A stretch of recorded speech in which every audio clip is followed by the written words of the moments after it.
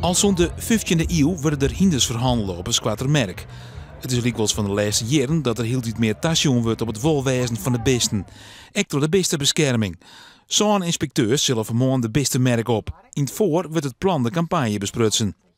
Nou, wij doen dat omdat er toch in het verleden best wel protte dingen gebeurd binnen. Maar hinders die te kut versboesten en die geen wetten krijgen.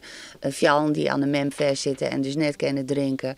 Hinksen die naast merrie stemmen, alle gevolgen van die. Wij spreken de handelaar erop aan en vragen en proberen het dierenwelzijn op deze dag zo goed mogelijk een beetje veranderen te laten. Maar één keer op een merk valt op dat de ongeveer van hinders en ponies het net al te groot is. Net meer dan 350 beesten die in alle gevallen genoeg te drinken hebben. Van wie die hengst die krijgen Hongaren. Hongaren. Geen voele peteren, maar veehandelaars dus. Dan maar eens op een merk voor lietse beesten zien. Het is natuurlijk wel allemaal stress. Ik bedoel, je ziet ze heen en weer gaan. Het is allemaal stress. Het is altijd beter dan in een kratje nog. En verderop is ik wat aan de hand bij een dode handelaar. De duivel staat in de zon. Die moest een beetje beschermd worden. Daar heb ik geen problemen mee, zeg maar goed. Ja, wat vindt u ervan dat zij hier zo rondloopt? Ja, goed, goede zaak. Ja.